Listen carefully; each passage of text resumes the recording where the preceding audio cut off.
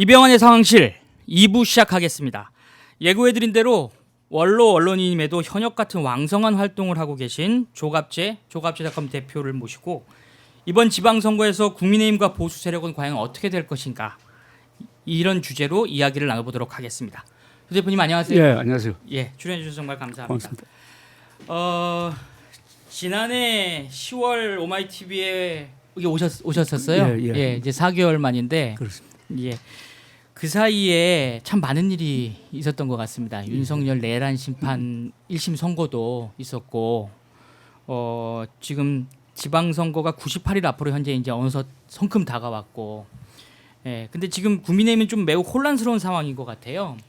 그래서 이 국민의힘과 보수 진영에 대한 이야기를 어디서부터 풀어갈까 고민을 하다가 아무래도 이 부분부터 시작을 하는 게 좋을 것 같아서 이제 여기서부터 이야기를 한번 좀 풀어보겠습니다. 그 윤석열 내란 심판 1심 판결 다음 날인 2월 20일이죠. 지난주 금요일 장동혁 대표의 그 회견 보셨죠? 예, 보셨는데 그 회견은 아무래도 뭐 여러 가지로 해석할 수 있겠지만 어쨌든 핵심적으로는 장 대표는 이번 지방선거를 윤어게인 노선으로 치르겠다 이런 거에 대한 공개적인 선언 이런 걸로 봐야겠죠? 자, 요새 진행되는 이 사태를 말이죠. 예. 굳이 뭐 보수적 시각 이렇게 예. 볼 게 아니라 예. 한국 역사의 큰 흐름 속에서 네. 또는 세계사적 흐름 속에서 보고 그다음에 좁게 들어가는 게 이렇게 좌표를 찍는데 좋을 것 같았어요. 아, 그래요? 그 점을 말씀드리려고 하는데 예. 이번 지귀현 재판장의 그 선고문에서 아주 중요한 키워드가 하나 있었어요. 아, 예. 그것은 찰스 1세입니다. 예. 찰스 1세가 1649년에 네. 재판을 통해서 국민에 대한 반역을 했다 해가지고 왕임에도 불구하고 참수형에 처해졌어요. 예. 이건 세계 역사적 처음입니다. 예. 어떤 점에서 처음이냐? 왕이 암살되거나 뭐 독살되는 수는 있어요. 그러나 재판을 통해서 반역죄로 왕을 처단한 것은 그게 처음이에요. 네. 그걸 언급을 했어요. 네. 그 말은 뭐냐 하면은 이번 윤석열 재판은 네. 1649년과 마찬가지로 대통령이라도 내란죄를 범할 수 있다. 네. 내란죄의 핵심은 군대를 국회로 보낸 거다. 예. 이렇게 딱 정리가 됐습니다. 예. 자, 이거는 뭐냐 하면은 이 윤석열 사건은 한국 현대사의 다른 쿠데타와 근본적 차이가 하나 있어요. 네. 그건 친일 쿠데타입니다. 첫째. 네. 예. 그다음에 현행범으로 체포된 겁니다. 네. 현직 대통령이 현행범으로 체포돼 가지고 재판에 넘어간 것은 세계적으로도 드물고 한국 역사상 처음이에요. 예. 그런데 무기징역 선고를 했습니다. 예. 즉 1649년에 찰스 1세를 처형한 것과 비슷한 논리로 거의 같은 논리로 한 거예요. 네. 이건 뭐냐 하면은 한국 민주주의가 아니라 세계 민주주의 발달과 발전사에서 네. 당연한 귀결이라는 뜻입니다. 이게. 예. 당연한 귀결. 예. 예. 자, 그러면은 장동혁 대표가 사실상 그 선고에 불복하고 네. 윤어게인 하겠다는 거는 스스로 내란 비호 정당이 되겠다는 것을 공표한 거하고 마찬가지예요. 내란 비호 정당. 네. 그리고 이것은 역사의 대세를 거스르는 거죠. 네. 그러니까 이런 걸 흔히 우리가 수구 반동이라고 그러잖아요. 예. 수구 정도도 아니고 그냥 반동을 하는 거죠. 역사 흐름에 거슬러 버리니까. 그게 그러면 이번 선거에 어떤 식으로 반영될 거냐. 이게 취임 1년이 지나면은 보통 정권 견제 선거가 되는 게 정상이에요. 예. 그게 아니고 예. 너무나 엄청난 잘못을 반역사적인 반헌법적인 행동을 하니까 이게 극우 내란 세력 심판 프레임으로 바뀐 거 아닙니까? 그러면은 이게 어떤 구도가 되냐면은 정권 견제 프레임이 가면은 보통 6대4 정도 됩니다. 아무리 분리해도 6대4. 그런데 내란 심판 프레임으로 가면은 이거 8대2가 되는 거예요. 그리고 극우 세력을 지지하는 여론이 아무리 막 높게 잡아도 한 20%밖에 안 되거든요. 그러니까 이건 지는 게임입니다. 프레임 자체가. 예, 제가 지금 이제 쭉 말씀을 해주셔서 제가 준비한 질문들이 쫙 한꺼번에 막 이렇게 얘기가 된 것 같은 그런 상황이 됐는데 어찌 됐든 이런 지금 6대 4도 갈 수도 있는 그런 상황을 8대 2로 그렇죠. 완전히 참패하는 길로 장동혁 대표가 노선을 정해서 가기 시작했다라는 그런 상황을 말씀을 해주셨는데, 근데 지금 국민의힘의 상황을 보면 조금 뭔가 막 이렇게 반발도 있고 또는 바로잡으려고 하는 노력도 있고 그래야 되는데 그런 게 잘 안 보이거든요. 예를 들면은 지금 어제 그 대구 경북 행정통합법 처리 무산을 놓고 지금 그렇죠. 국민의힘 내부에서 자중질환 양상이 그렇죠. 보이고 있잖아요. 근데 이게 또 하필이면 또 TK여가지고 지역이. 근데 이렇게 되면 국민의힘의 마지막 보루라고 평가되는 TK까지도 흔들릴 수 있는 거 아닐까요? 그런데 어제 있었던 현상이 바로 국민의힘의 비극적 모습을 잘 보여주는 건데 그건 솔직하게 말하면 이권 다툼 아닙니까? 예. 이권 다툼 하기 전에 지금 장동혁 노선이란 게 이게 국민의힘 당헌이 용납할 수 없는 노선이라고. 예. 국민의힘 당헌을 보면요. 네. 헌정 질서를 수호하는 것을 제일 우선시합니다. 예. 이건 헌정 질서를 붕괴시키는 쪽에 서겠다는 거 아닙니까? 예. 그러면은 장동혁 대표를 밀어내는 걸 가지고 저렇게 치열하게 싸워야지. 예. 그래서 이게 사소한데 목숨 거는 예. 지금 이권 다툼 할 때냐? 이걸 하는 이유가 바로 국민의힘의 당권이 지금 어디로 넘어갔느냐 하면은 흔히 우리가 극우파라고 하지만은 예. 극우파 중에서도 가장 문제 있는 사람들이 부정선거 음모론자들입니다. 지금 그 부분 잠시만요. 그 부분이 이제 말씀을 이제 해주시려고 하는데 제가 안 그래도 이제 질문을 좀 본격적으로 드리려고 이제 생각을 하고 있었거든요. 그러니까 지금 현 상황에서 근본적인 질문은 이건 것 같아요. 국민의힘이 왜 이렇게까지 됐을까? 어디서부터 잘못된 것일까? 이제 이런 질문이 가장 근본적인 질문인 것 같은데 이런 물음에 대해서 대표님은 이제 여러 차례 소위 좀비론, 좀비 정당론 이런 걸 펴고 계세요. 그러니까 뭐 부정선거 바이러스라고 하는 그렇죠. 그 바이러스에 집단적으로 감염돼 있다 지금. 그렇죠. 이제 이런 말씀이신데 이게 좀 저도 이제 들어봤거든요. 근데 좀 섬뜩하면서도 근데 한편으로는 현 상황을 잘 설명할 수 있는 설명 틀이다 이런 그렇죠. 생각이 들기도 합니다.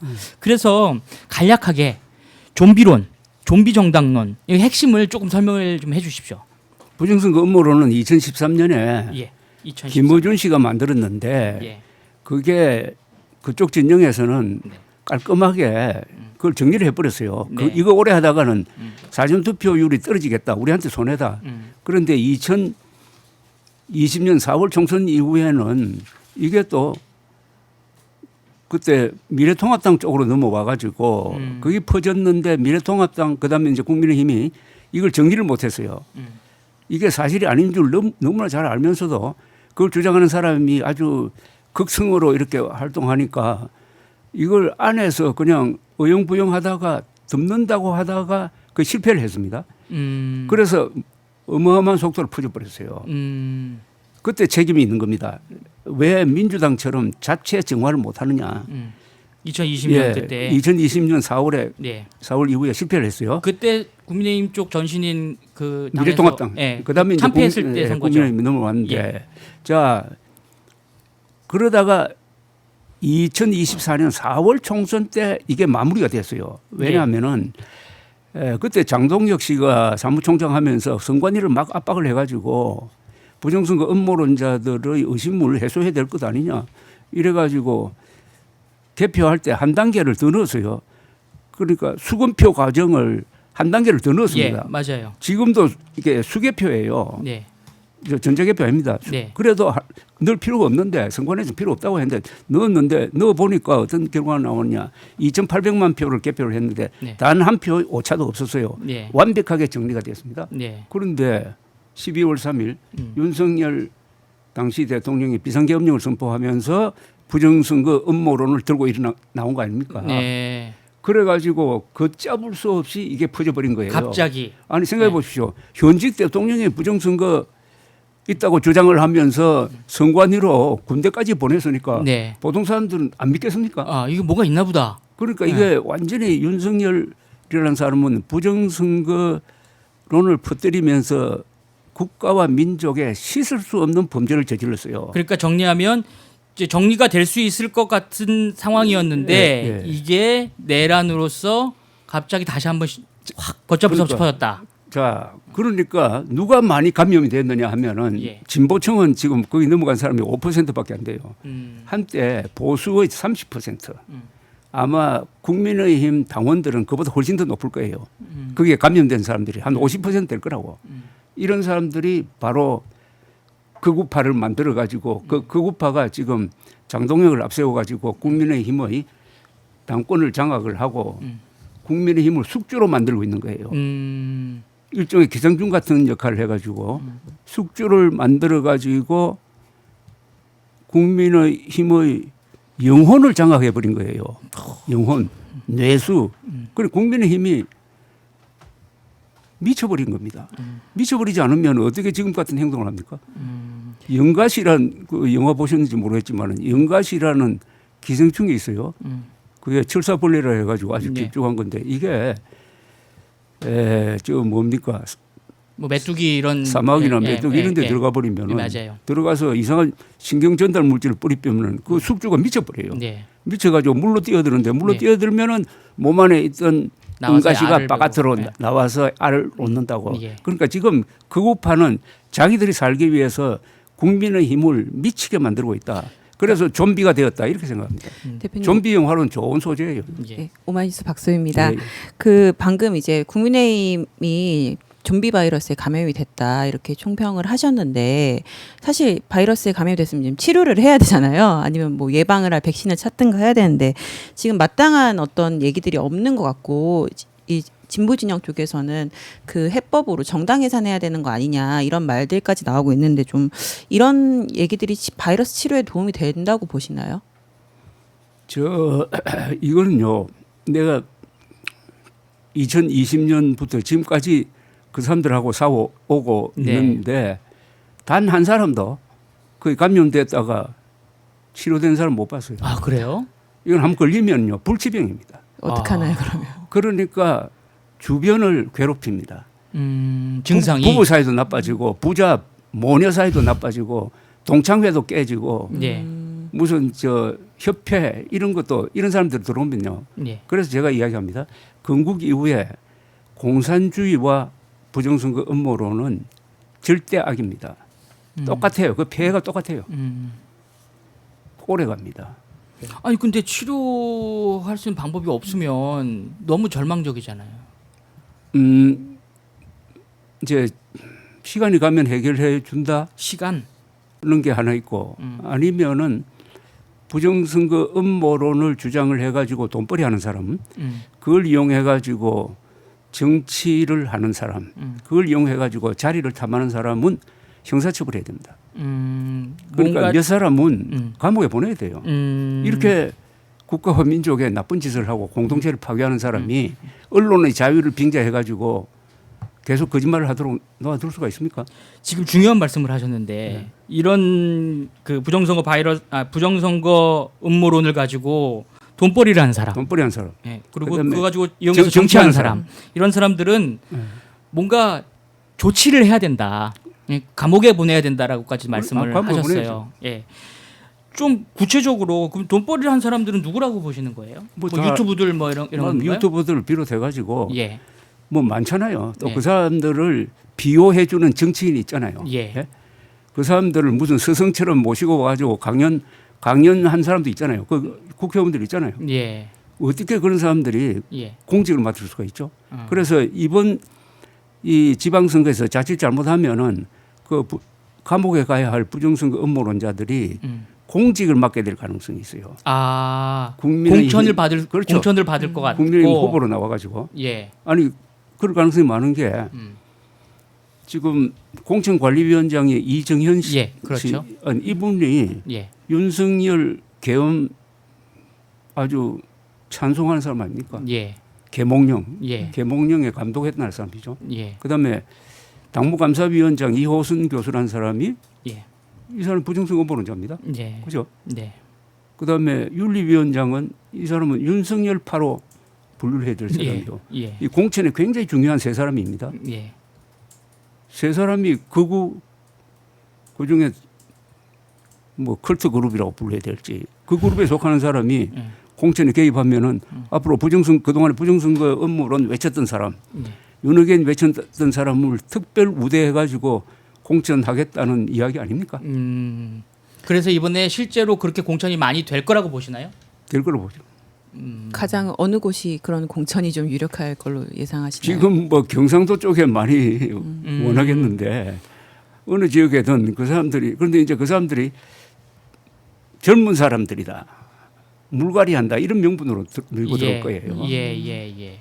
그러니까 지금 이런 사태는 우리 국민들이 깨어나가지고 예.